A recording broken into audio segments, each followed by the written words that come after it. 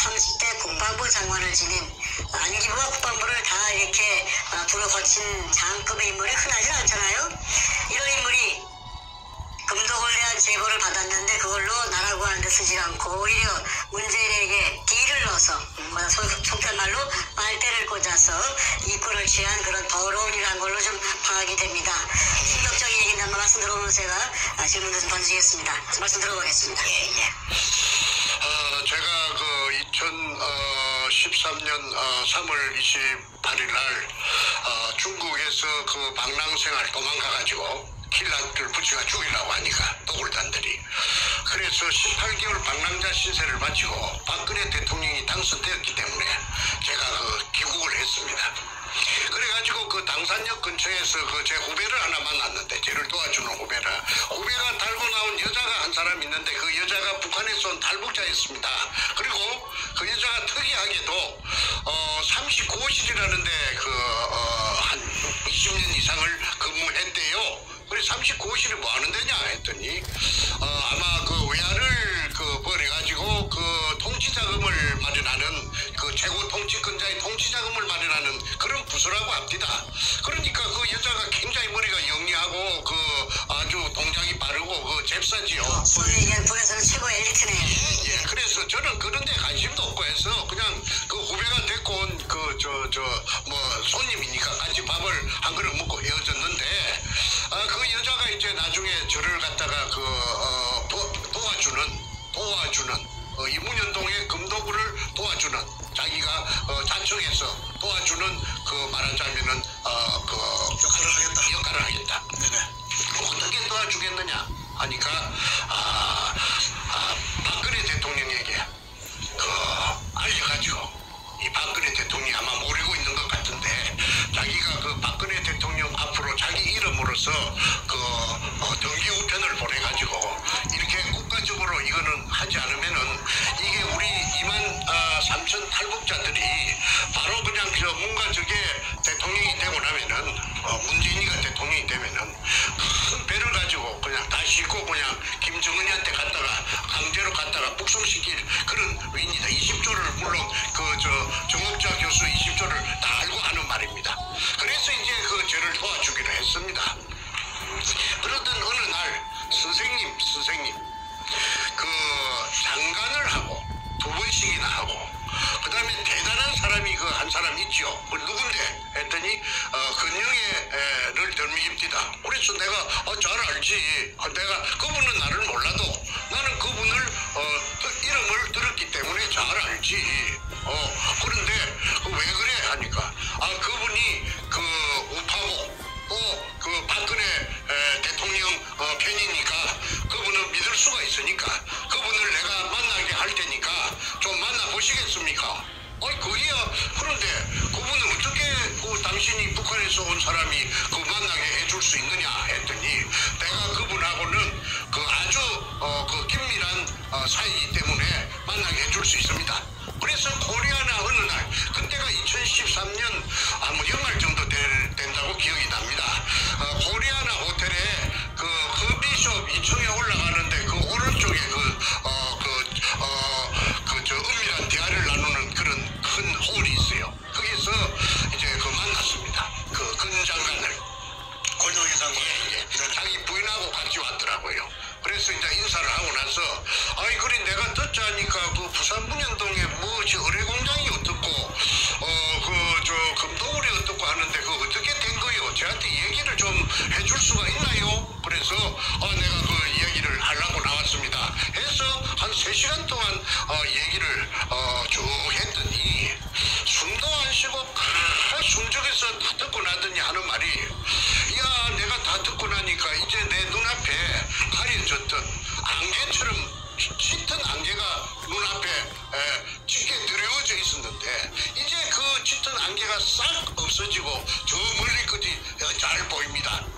정 작가 이야기를 들으니까 이제 모든 것이 전부 다 이해가 됩니다. 그 모든 것이 무엇입니까? 했더니 내가 21대 국정 안기부 장관을 하고, 그 다음에 내가 30대 국방부 장관을 했고, 안기부장이 장관 아닌가? 안기부장을 하고. 예, 안기부. 30대 국방부 장관을 해서 내가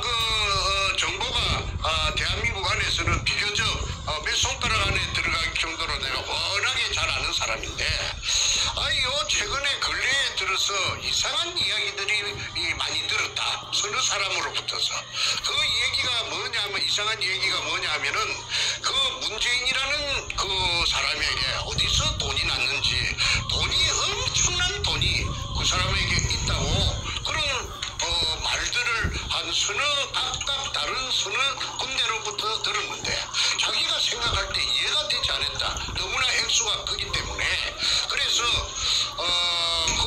어떻게 이상하다. 그게 무슨 말일까. 항상 가슴에 좀 나등이 매단 것처럼 그걸 하두가 돼갖고 보십고 했는데 확인해 볼 길도 없고 야 그게 뭔가 하다가 오늘 이제 정 작가를 만나가지고 얘기를 전모를 다 듣고 나니까 이제 그래서 그 안개가 싹 없어지고 저 멀리까지 보는데 이해가 됐다 이 말이지. 그러면서 하는 말이 이제 자기 소개를 하더라고. 내가 육군사관학교 내 기억입니다. 17회라 하더라고. 17회. 그리고 나이는 1937년생이라 하더라고. 고향은 경주 사람이고 중학교를 은양중학교 경남 울산 옆에 은양중학을 나왔다 하더라고. 그리고 자기 아버지가 그 중학교 선생님을 하셨대요. 그 교육자의 자제인데 그래 이제 고등학교를 시골에서 졸업하고 그 다음에 육군사관학교 17기로 입고해서 육군 중장 3스타 때 그 다음에 국방부 차관이 되었고 발탁 김영삼이 들어서자 그 다음에 국방부 차관에서 승진해가지고 국방부 장관 그 다음에 또 안기부장 이렇게 됐는데 자기가 국방부 장관 할 때는 자기 말입니다. 국방부 장관 할 때는 항장역이라는 그런 북한의 거물을 자기가 안기부장 할 때 그렇다. 항장역지를 자기가 작업을 해가지고 한국에 데리고 왔고 그 다음에 국방부 장관 할 때는 하나회를 척결하는 김영삼이의 지시에 따라서 하나회를 싹 없앴다 하대. 그걸 내한테 훈장처럼 말하더라고. 그래서 어이구 대단합니다 했더니 자기가 그 국방부 장관을 할 적에 법무부 장관이 있었는데 법무부 장관이 청와대에 김영삼 시절에 김기춘이라는 그제 사람이 법무부 장관을 했는데 하여튼 경상도가 돼서 자기하고는 나이는 자기가 좀 많다고 하더라고. 2-3살 많다고 하더라고. 참 친하게 지내서 그 농담도 하고 아주 가깝다고. 그러니까 그때 김기춘 씨가 말하자면은 그 비서실장을 하고 있었습니다. 박근혜 정권에 청와대 비서실장을 하고 있습니다.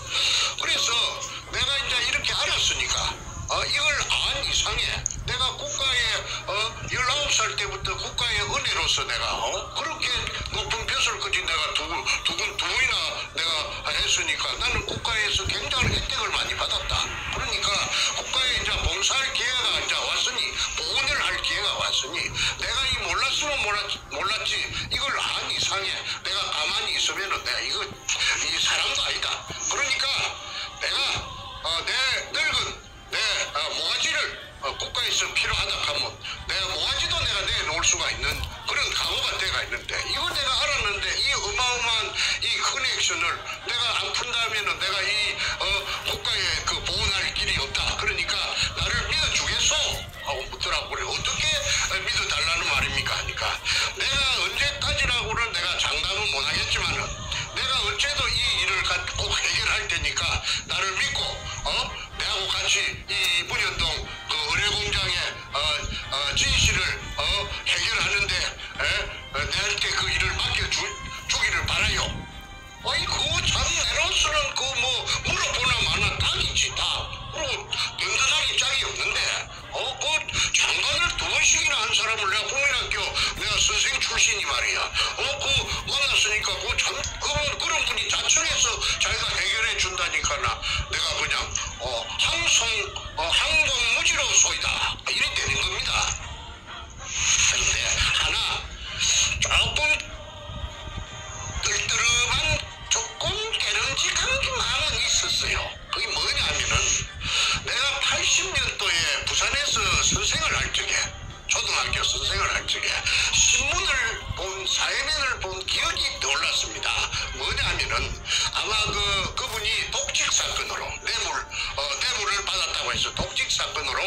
검찰에 불려가서 수사를 받다가 그 화장실에 변기를 깨가지고 그 변기가 독인데 독이 아닙니까 독이 여물지요. 이걸 독기다시 바닥에다가 던져갖고 깼던 어쨌든 뚜껑을 깨가지고 그 뾰족뾰족한 날카로운 걸 가지고 날카로운 그 뾰족한 그걸 가지고 배를 그었다는 사실입니다. 그러면은 그래가지고 이제 병원에 실려가고 소동이 났다는 것을 제가 그 신문 기사를 통해서 알았습니다. 그때는 느낀 소감이 기억이 났는데 아이고 수시를 하면은 그 팍 주시갖고 창자가 좀 티 나오도록 저 외놈들 같이 할복을 하려면은 그래가지고 그 창자가 티 나오고 뭐 죽든지 살든지 그냥 그래 하지 그 뛰기만 피하만 살짝 금이 가갖고 긁어가지고 피가 나왔다 하는 그걸 나는 일컬었어. 내가 혼자 말로 그 당시에 중얼거리고로 아이고 아야 사건이네 아야 긁으니까 그 뛰기만 뺏기지 아야 아프지 아야지 그걸 하면 좀 주시었든지 내가 그 생각한 게 떠올라서 그걸 조금 깨끗을 했습니다. 그 쇼라고 나는 그 당시에 내가 그 쇼라고 생각했거든요. 꼴을 하는 사람의 인격이 뭔가 쇼낼 수 있는 아니 그래서 그게 또 딱 떠오르더라고. 그래서 야 저 사람 믿어도 되나 싶거든. 어쨌든 간에 내가 뭐 지푸라기 잡는 심정이니까 그래서 그러면 이제 그 다음날 또 만나자. 또 며칠 동안 연거푸 만나서 내한테 세 가지를 주문하더라고. 세 가지를 조건을 옵션을 세 가지를 걸더라고. 뭐냐면 하나는 첫째 교회에 나오라. 교회는 어느 교회냐 하면은 용산 우체국 뒤에 있는 그 국방부 후문에 있는 국군 중앙교회에 자기가 장로인데 그게 나오는 조건이다. 주일마다 주일에는 마차 나오나 한 번도 빠지면 안 된다. 그리고 11시부터서 예배가 시작되는 그 예배에 이제 나오라. 교회를 왜 나오라는 거야? 나오라 하는 것은 조건은 그래 왜 교회에 셌는데 교회가 제가 일산서부터 그거지 먼 길을 와야 됩니까? 내가 물었더니 거기에 나와야 일주일마다 정보를 서로가 진행된 사항에 대해서 정보를 교환할 것이 아니냐. 그 말이 맞지요. 정기적으로 접촉을 하자. 그렇죠. 교회에서. 그렇죠. 네네네. 그래서 그거는 내가 거부할 마음이 없죠. 그거 더 고맙지요. 그래서 내가 나가기로 지키기로 했고 두 번째는 뭐냐 하면은 이 사건 자체가 대한민국을 죽이고 살리고 하는 사건이 될 것 같은데 자기가 번뜩 생각해 볼 적에 이 대한민국을 이걸 갖다 잘못하면 죽이는데 대한민국을 죽으면 안 되니까 살려야 되니까 자기가 이 일에 전력 투구를 해야 되는데 만약에 이 시간 이후에 딴 데 또 발설을 해가지고 2중 3중으로 발설을 해가지고 근무를 친다면은 그 말이 돌아서 자기 귀에 들어오면은 자기는 그 즉시 손을 뗄 것이다. 아무리 뭐 좋은 해결책이 있어도 딱 손을 뗄 테니까 절대 딴 데 그물 치지 말아라. 의장을 하고만 쪽쪽으로 대화해라. 자 거기까지가 두 번째 조건이었고 세 번째 조건은 뭐였나요? 세 번째는 6월입니다. 6월. 절대 금 이야기는 어떤 경우에도 그 말은 골드란 말은 입 밖에도 내지 말아라. 그 골드란 말을 갖다가 입 밖에서 정작가 입에서 나왔다고 인정되면 제 손 뗀다. 내가 손 뗀다. 그러면 어떻게 해야 됩니까? 하니까 금 이야기는 하지 말고 6월 이야기만 해라. 6월 이야기만 해라. 그 이유는 묻지를 마라. 6월 이야기만 하지 금 이야기는 절대 하지 말아라. 이런 거 하니까 뭐 금 얘기하면은 금을 쫓는다는 오해를 받고 그러니까 어떤 유해에 대한 어떤 그런 그 공익적이기만 해라 그런 그런 뜻이 아니었을까요? 그래서 내가 이제 해석하기로 내가 그 사람이 이제 금을 탐이 나서 정충제를 도와주고 그 다음에 의뢰공장 찾는 일에 한다 하는 그 세상으로부터서 어떤 비웃음을 살까 싶어서 그런가 나는 그렇게 해석을 했습니다. 금 이야기는 하지만 그거는 또 어찌 보면 당연하다고 할 수가 있죠. 한 번도 안 나왔으니까 한국 사회에서 금이 나온 적이 없거든. 그래서 그 세 가지는 어려운 것도 아니고 제가 그렇게 지키겠습니다. 그래서 약속을 하고 이 해가 바뀌었습니다. 2014년이 되고 15년까지 1년 동안에 그래도 열심히 나가고 제가 약속을 그러니까 결론은 뭐냐면 권영애 본인하고만 얘기하고 절대로 항구하고 다른 데 가서 말도 입도 뻥긋하지 마라. 그리고 2년 동안 자기하고만 교류해라. 그거 아니었습니까? 자기 해결하겠다. 그래서 해결했습니까? 아니 그 해결은 자꾸 이제 해결은 내가 또 맡기는 거 뭐 챙기는 것도 아니고 어찌 됐습니까 물어볼 수가 없지. 인내심 가지고 그냥 기다리시면 기다리지요. 그러니까 기다리는데 이거 뭐 오늘은 무슨 좋은 소식을 줄라나 내일은 좋은 소식을 줄라나 하는데 그 사람이 그 신뢰가 안 가는 부분이 좀 있더라고. 뭐냐 하면은 이 양반이 또 내를 갖다가 부산에 가서 향군회장 김호남이를 만나라. 그 다음에 또 뭐 저 성수동에 가서 향군회관에 가서 영광급 장교연합회 뭐 누구를 만나서 뭘 해라 하는데 그 가면은 그 사람들이 좀 그 건장관이 시킨 그 말을 하면은 좀 시덥지 않게 좀 별로 신통치 않게 별로 그래서 이거 내가 한 서너 번 땡기다 보니까 내가 또 거의 놀림방으로 말이지 시간 걸대우로 땡기는 것 같지. 나를 뺑뺑이를 돌리는 훈련시키는 것 같지. 그런 기분이 들더라고.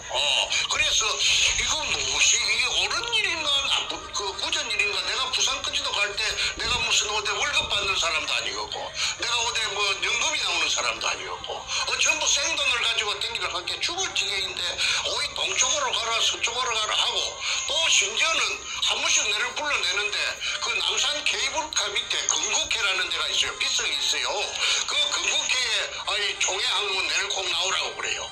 그러면 내가 그 사무실이 있는가 싶어 찾아갔더니 케이블카 밑에 도로 옆에 갈비탕집에서 그래서 갈비탕집에서 2층에서 세를 내갖고 한 5, 60명 모이는데 사무실도 건국회 사무실도 없어요. 건국회 회장이라요. 그 양반 그 근영애가 건 장관께서 그런데 이 밑에 오는 사람들이 그 회원들이 그 주로 군인들인데 예비역 군인들인데 이 사람들이 저 군장관이 없을 적에 뭐 불평불만을 하는데 뭐라고 하느냐 하면은 별명이 건상사라 하더라고. 건상사.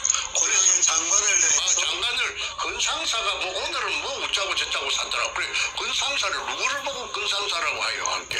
그녀의 그 장관의 별명이 건상사라고. 건상사 아니요. 그래 상사라 하면은 그 장교하고 소위하고 그 병장하고 사이에 저 내부반에 가면 중대 스님하사 그런 그 특무상사 위에 그 작대기 밑에 네 개에다가 권상사를 부르는 이유가 있겠네요.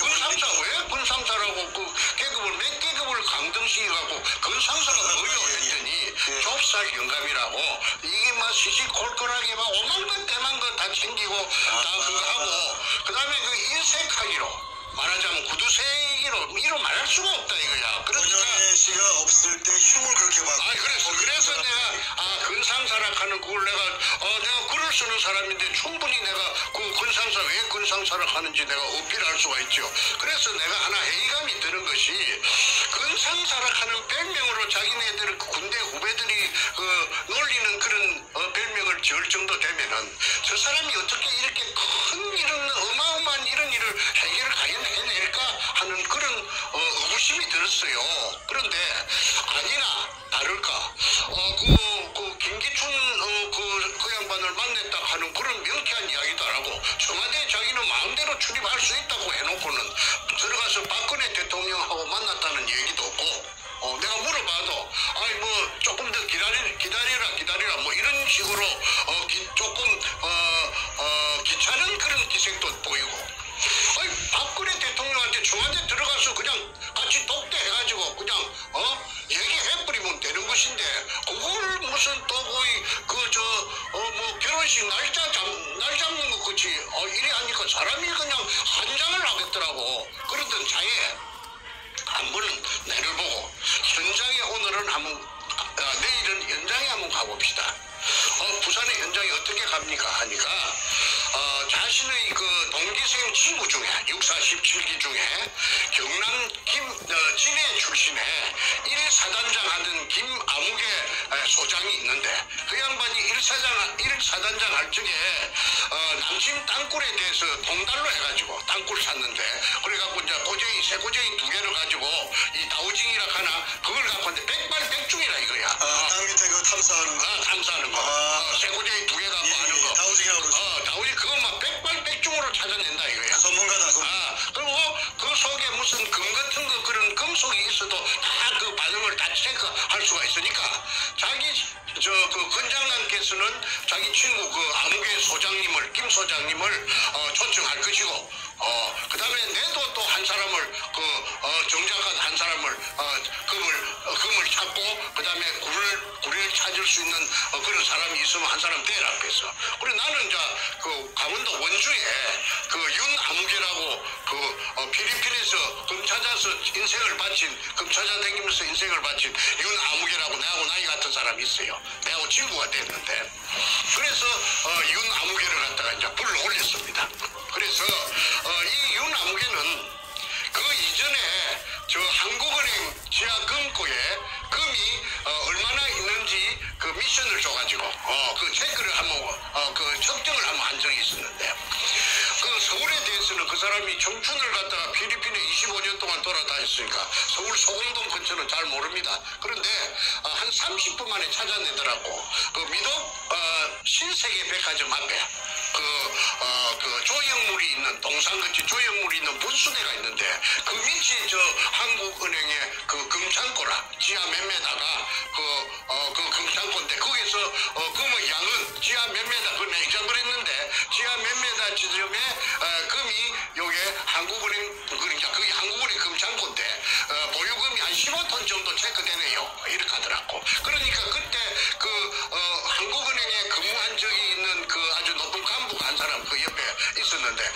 이 감동을 한 적이 있습니다. 어이구 명도네 바로 명도네 어떻게 그렇게 기가 차게 알아맞히느냐. 그래서 내가 이제 그 자료 중에 그분도 소위 다우징 기술 같은 거에 능통한 다우징 아니에요.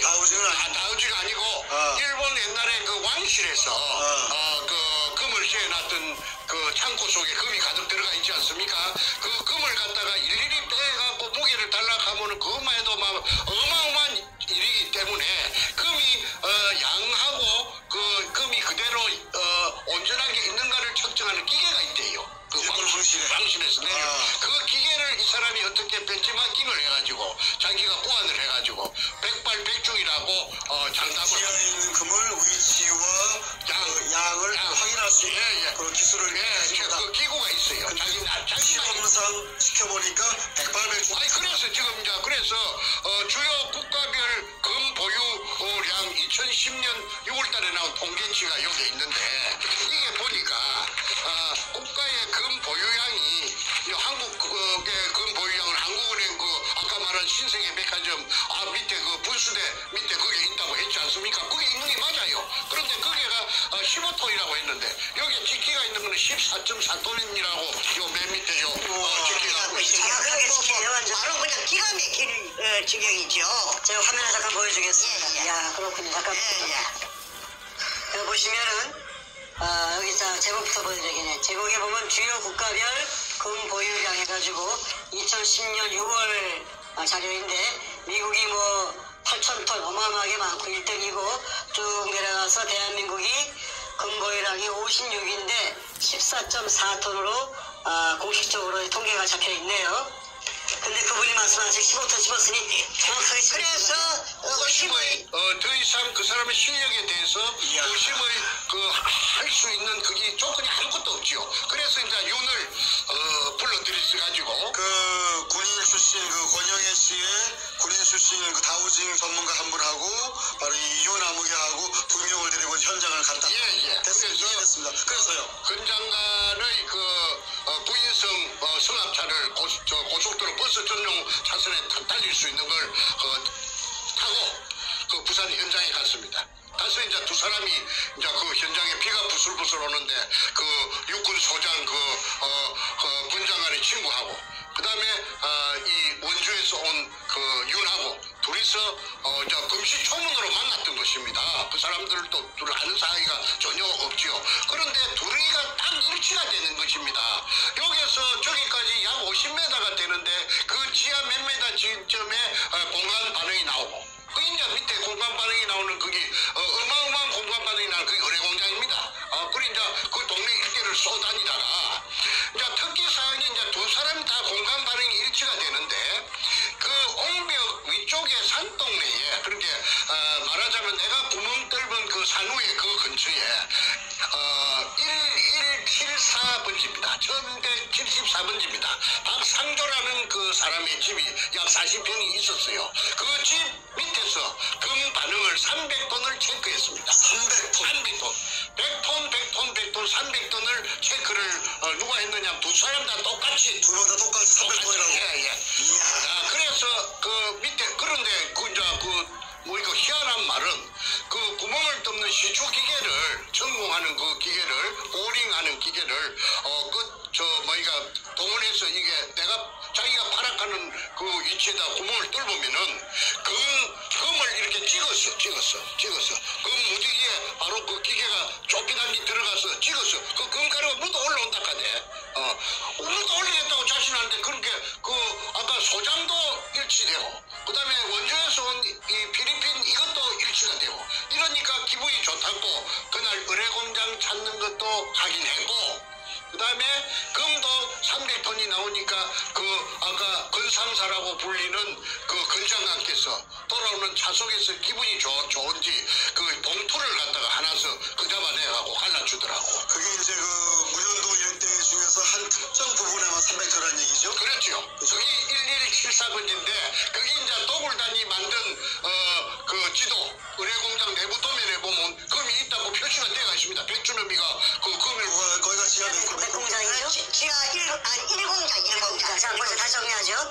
대한민국 국가가 보유한 금이 아까 얘기한 14점 몇 톤이고 14.4톤. 기껏해야 15톤이 맥시멈인데 약 15톤이라고 했죠. 그렇죠. 문현동 일대 중에서도 거기 특정 주소지 밑에 있는 것만 300톤이 있다고 두 명의 서로 모르는 각각의 전문가가 동시에 확인한 300톤이다. 어마어마합니다. 그때까지 얘기가. 그때까지 그게 아마 다 끄잡아낸 게 아니고 금이 양이 많으니까. 그렇죠. 내나 탑종수라는 자가 그 도굴단에 탑종수 있잖아요. 김성태 옆에 앉았던 거, 그 멍청하게 앉아있는 거. 그게 내한테 월경 기순에 온 적이 있었다고 했죠. 그럴 때 금이 다 끄잡아냈느냐 물어보니까 일부는 끄잡아내고 일부는 더 깊은 곳으로 들어갔다고 말했거든요. 그런데 더 깊은 곳이라 가면은 일단은 거기에 있는 금을 안쪽으로 더 이었다는 것입니다. 그런데 백준영이 만든 의뢰공장 내부 도면에 보면은 거기가 금이 있었다는 표시가 되어 있기 때문에 그게 아마도 처음부터서 300톤은 애놈들이 그게 도망갈 때부터서 그게 있었던 것이 아닌가 그렇게 저는 추정하고 있습니다. 자, 그래서 이제 그 군영을 떨벌라고 혈안이 됐던 것입니다. 그런 때마다 자꾸 동네 주민들이 방해를 하고 이마 온갖 세력들이 방해를 하기 때문에 기계가 뚫으려고 내려갔다가도 서울에서부터 내려갔다가도 님비 현상으로 인해서 밖에서 올라온 헛돈을 많이 썼습니다. 자, 그런데 이제 이 건장관께서 아까 이제 입이 찢어질 듯이 해가지고 봉투를 하나씩 주는데 내가 올라와서 내가 찾아본 게는 5만 원짜리 2개 들었대. 누구한테 봉투를 줘요? 아이고 건장관이 얼마나 내가 그 봉투 주는 거 처음 봤어요. 그런데 10만 원 들었는데 그건 윤은 얼마 들었는 거 내가 물어보지 않았어요. 왜 그러냐 물어보면 내 자신이 너무나 비참할 것 같아서 내가 자존심도 있고 해서 내가 그냥 입 닫고 말았는데 솔직히 말해서 어디 가작값도 아니고 말이지 5만 원짜리 2장을 갖다가 이어줘서 저 사람이 그러기 아주 작구나. 그런데 자기 집에 가보니까 자기 집이 내나 분당에 축전에 있는 현대 아파트 앞에서 현대백화점 축전역 앞에 현대백화점 앞에서 마을버스를 타는데 LIG 아파트라고 기억이 됩니다. LIG 아파트 옆에 자이 아파트 80평에 살더라고.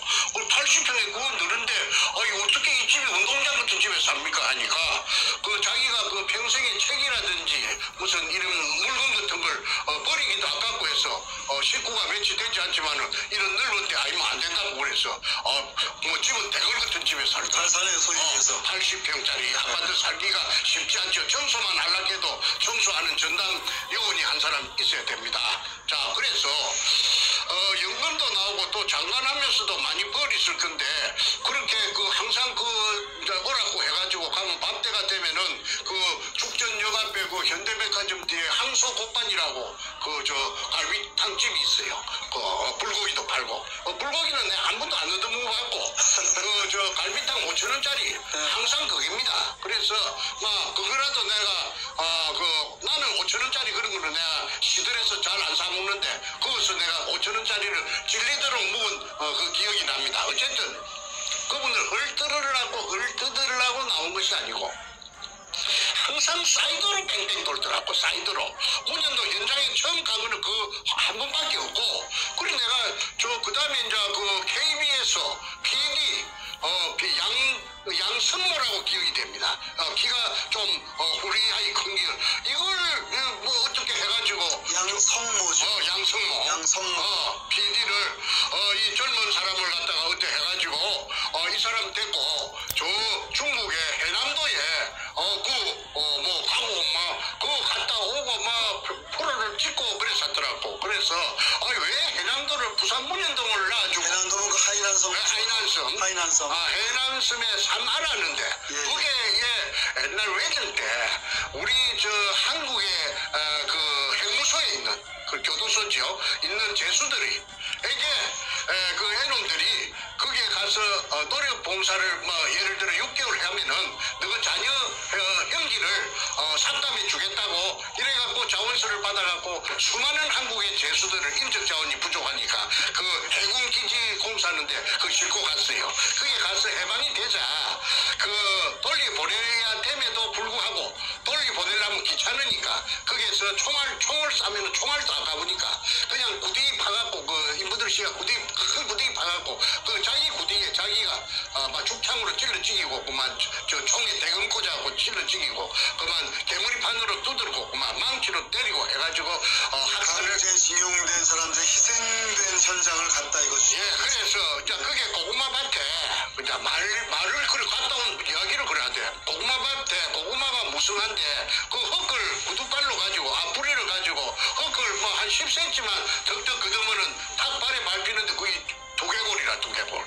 그 두개골이 그 당시에 조선에서 끌려갔던 불쌍한 제수들 유결이 있다고 막 격분해가지고 그 두 개를 갖고 왔다고 살짝 갖고 왔다고.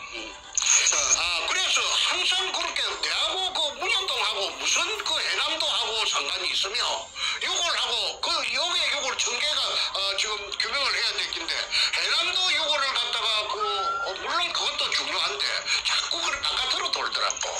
자, 잠깐만 정리 한번 하겠습니다. 지금까지 말씀을 쭉 들어보면은 권영애 씨한테 모든 정보를 주었고 그분도 자신하고만 독점적으로 이 일을 추진하자고 얘기했고 그런데 한 2년 3년 터울 시간 동안에 아무것도 한 게 없다. 단 현장에 가서 300도 있는 거 확인까지만 해서 너무 좋아했고 그리고 중국 가서 피해당한 징용자들 현장만 갔다 오는 걸 하고 이 사건을 가지고 김기춘 당시 실장이나 박 대통령에게 얘기했던 그런 것도 전혀 없이 그냥 시간만 허비한 거네. 그렇지. 그래서 그러던 차에 이거 무엇이 또 자꾸 이제 만나는 빈도가 조금씩 그냥 어디 외국에 간다고 해가지고 또 몇 달씩 갔다 오고 하다 보니까 핫바지 방구 세대기 조금씩 희미해집니다. 그러던 차에 2015년 연말입니다. 제가 기가 막힌 또 어떤 사건이 발생합니다. 그거는 제가 오형제 중에 장남인데 전부 남자만 5인데 둘째하고 넷째 내 밑에 하고 넷째하고 둘이서 도굴단에 따라갔던 것입니다. 문현동 현장에. 그런데 둘째 보고 우리가 세월이 가니까 우리가 팽당했다. 이용만 그때 문현동 금도굴 현장에 서너 달 있었던 것은 도굴단한테 우리가 그러니까 지금 와 생각하니까 쟤들이 막 벤츠 S600을 타고 난리를 치고 부산에서 잘 살고 그냥 기족이 돼가지고 그냥 번쩍번쩍한 차를 타고 다니는 거 부산 바닥이 좁으니까 알지요. 야 저거 어떻게 해야 되겠나. 그러자 정옥자 교수 20조도 알게 되고 하니까 내한테도 오지도 못하고 행정안끼리도 이간을 시켜놓으니까 그래서 자기는 둘째하고 넷째가 상의하기를 우리가 이 세상에 알리자. 그러면 어떻게 해야 되느냐면 문재인이 그 사무실이 사상에 있는데 국회의원 사무실이 거기에 들어가서 사건을 하나 일으키자. 그게 뭐냐면 그 문재인이 사무실의 신나통 사건입니다. 그래서 둘째는 간이 작아갖고 아이고 나는 무서워서 안 할래 하고 옹골아 접히고 반접히고 그러면 넷째는 젊었을 때 그 어릴 때 건투 선수니까 주먹이 세니까 그럼 내가 혼자 하겠다 해서 문재인이 국회의원 사무실에 그 인질극을 신나통을 들고 가서 인질극을 벌렸던 그 사건이 언제였죠 시점? 2015년 12월 30일이라고 기억이 됩니다. 네네 알겠습니다. 예. 그래서 그때 내한테 전화가 왔더라고. 그날 막 뉴스에 오전 10시부터서 밤 12시 자정까지 온 한국에 있는 공중파든지 종편이든지 무엇이든지 전부 방송국이라 하는 방송국은 전부 다 이것만 취급했습니다. 부산 문현동 이것만 다 정규 방송 중단하고 부산 문현동 문현동이 아니고 사상에 그 문재인이 사무실에 그 신나통 인질극 이것만 계속해서 들었습니다. 근데 12시 자정이 지나니까 약속이나 한 것처럼 딱 전부 다 올 수도 됐고 모든 방송이 누가 조정했지요. 누가 조정을 작동을 했죠. 그러네요. 그래서 이제 그래서 그나마 그래도 사건이 벌어진 10시부터서 자정까지 14시간 동안 도배를 하듯이 온 한국에 모욕을 하듯이 했기 때문에 세상이 그때 문현동 금도굴이 최초로 알려지게 된 것입니다. 알겠습니다. 사람들이 믿든지 말든지 그거는 뭐 안 믿든지 간에 최초로 알려진 겁니다. 자, 그때 내한테 뜻밖의 전화를 했더라고. 권 장관이 그 정 작가 동생이 맞소? 내하고 좀 닮았는 모양이라. 그래서 네 맞습니다 하니까 그걸로서 건장한하고 저하고는 말하자면은 사연하라 종친 것입니다. 그 다음에 내가 전화 걸 이유도 없고 그 사람도 전화 안 오니까 끝난 거 아닙니까? 그런데 내 마음속에는 굉장히 괘씸하지요. 정보만 쏙 빼갖고 가서 말이야. 뭐 한바지 방구 새듣기 말이야. 뭐 장난치는 것도 아니고 그렇다고 내가 뺏기는 거 달라 하는 식으로 서로가 계약이 있었던 것도 아니고 내가 항의할 수도 없고 그래서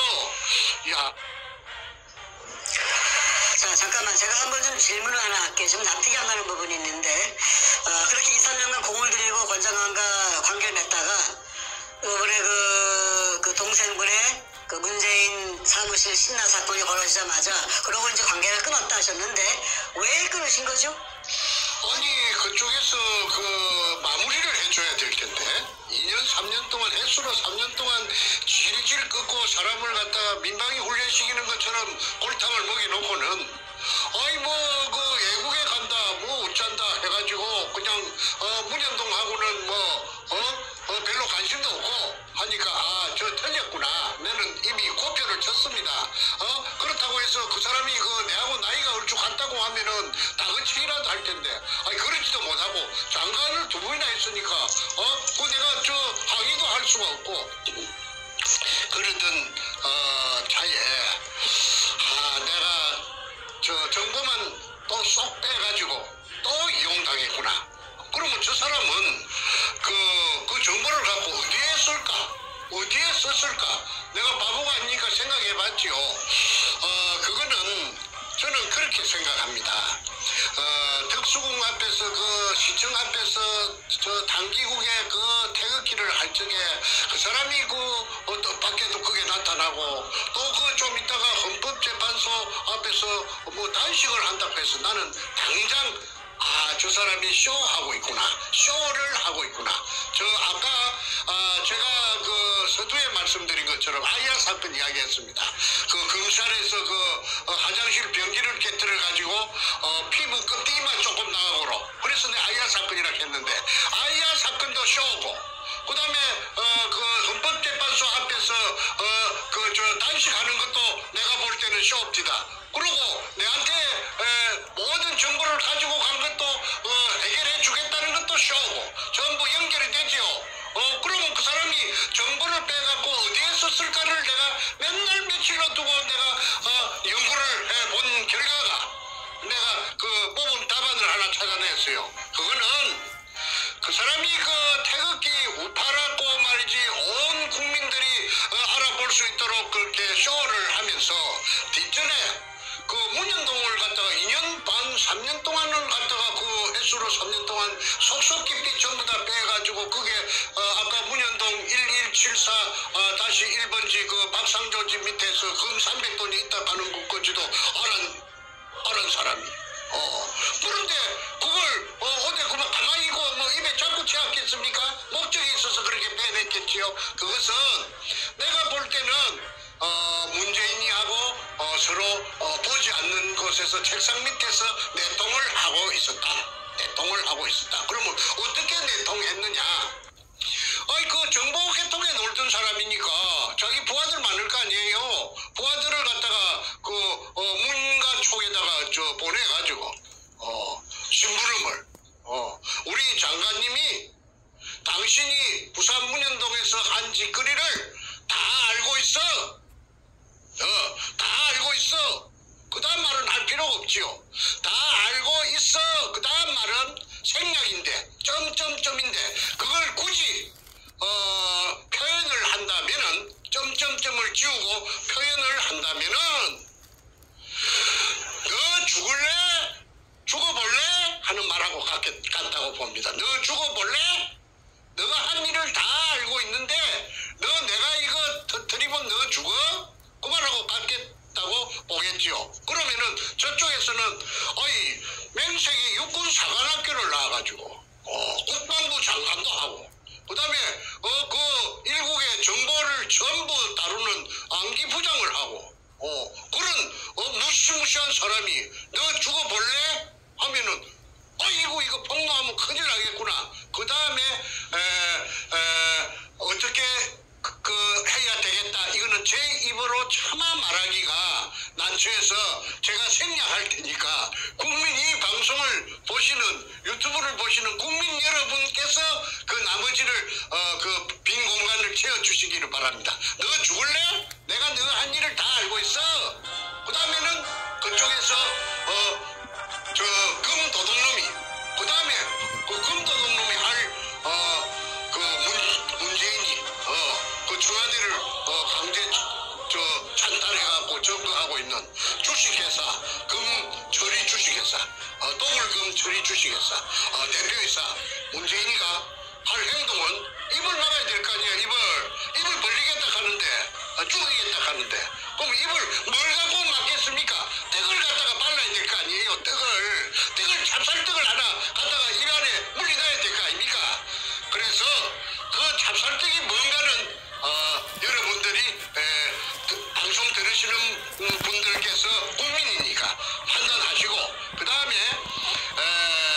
제가 그 헌법재판소 앞에서 내가 전부 다 나를 찾아보시오. 내가 이 나이가 이리 노구해도 내가 국가와 민족을 이렇게 사랑하기 때문에 내가 이렇게 죽을 수도 있는 단식을 이렇게 하고 있지 않소. 그 쇼고 그 다음에 그 문현동에 대해서 박사학위 논문을 쓸 정도로 전부 다 알맹이를 쏙 빼갖고 갔으면 그걸 갖다가 왜 태극기 집회 때 안 떠들었나 이 말이야.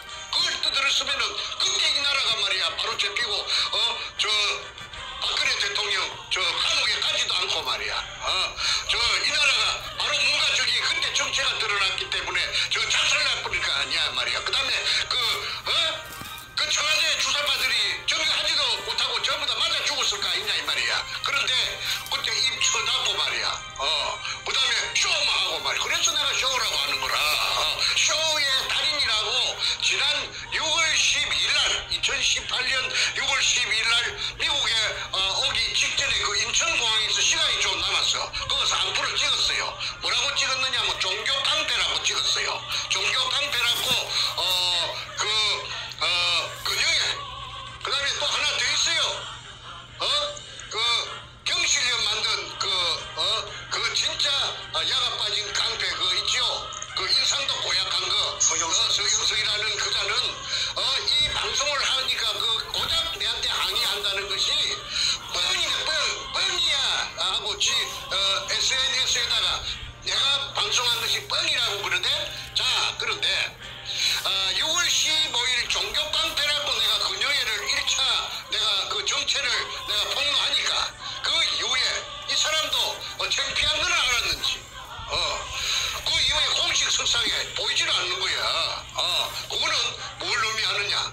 그 자기의 그 가장 지부를 정충계가 어디 그 책을 쓰는 사람인데 무시무시한 책만 썼는데 그 내가 겁을 내겠어? 그러니까 이 분께서도 내가 지금도 늦지 않았으니까 지금이라도 자신이 내가 오해를 하고 있다면은 저 공식적인 그 매체에 나타나서 유튜브도 좋다고 나타나서 그 문현동 그때 취득한 정보를 내가 그 문가한테 공갈로 쳐서 좀 빼먹었다. 국민 앞에 석고 대지하기를 내가 간절히 바라고 그 다음에 나는 가짜 태극기였다. 공개를 하는 것이 위장한 가짜 태극기였다. 그리고 반문연대고 나는 글로벌리스트다. 한국의 국정원장들은 거의 다 글로벌리스트라 하대. 이걸로서 오늘 방송 제 할 말은 다 했습니다. 나머지는 세월이 가면은 그 아까 찹쌀떡을 먹었는지 찹쌀모찌를 먹었는지 호떡을 먹었는지 나타날 겁니다. 오늘 메시지의 제목이 다시 한번 상기시켜드리면 금독을 정보로 문재인에게 빨대를 꽂은 권영애의 더러운 정체입니다. 제목에 모든 것이 다 담겨있고 지금 장시간 말씀하시면서 모든 내용이 다 공개가 됐는데 우리가 알고 있는 권영애는 옛날 안기부장 권영애도 있고 국방부장 권영애도 있지만 가장 최근 2년 동안에는 탄기국의 권영애로 많이 알려져 있었고 아까 말씀하신 대로 탄기국 그 끝단에 마무리될 때쯤에 아주 그 명예롭게 퇴장하는 그런 신용을 하면서 소위 단식 쇼를 벌였습니다. 뭣도 아무 영문을 모르는 대부분의 태극기 국민들은 야 권영애 장군이 저렇게 애국자구나 라고 이제 오해를 하게끔 아주 멋들어진 연극을 한 사람인데 오늘 말씀 들어보니까 그 모든 것이 정말 쇼의 극치였습니다. 옛날에 우리 정선생님께서 조원진에게 이걸 제보했었고 또 홍준표에게 류호의 의원 통해서 제보했지만 조원진도 홍준표도 입 딱 다물고 아무것도 안 했습니다. 자기 말로는 문재인 끌어내리고 대한민국 정상화시키는 보수 태극기에 앞장선 그 리더라고 그러면서 조원진도 홍준표도 입을 다물었습니다.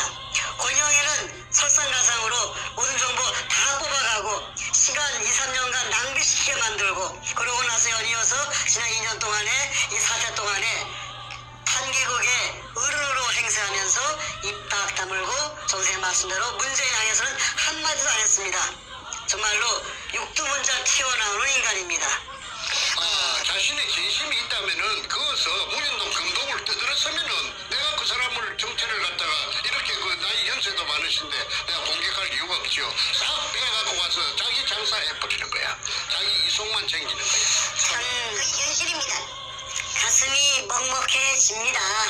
이 사건을 다루면서 저희가 공개적으로 작년 6월 1일부터 횟수를 넘기고 7개월, 8개월째 이걸 하고 있는데 몇 번 반복되는 그 이름들이 나오는 동안에 뭐 여성규라든가 오늘 권영이라든가 이렇게 대한민국에서 알만한 그리고 정체적으로 볼 때는 소위 보수 우파로 분류되는 인물들이 대한민국 국민들의 눈 가리고 아웅식의 쇼를 하면서 문재인을 끌어내는 그 역할이 아닌 거꾸로 문재인의 비호 세력으로 공존공세 금도독과 함께 공존공세 그런 그 국민들을 속이는 인물로서 통해서 활동을 해온 것을 보면 정말로 경악을 금치 못합니다.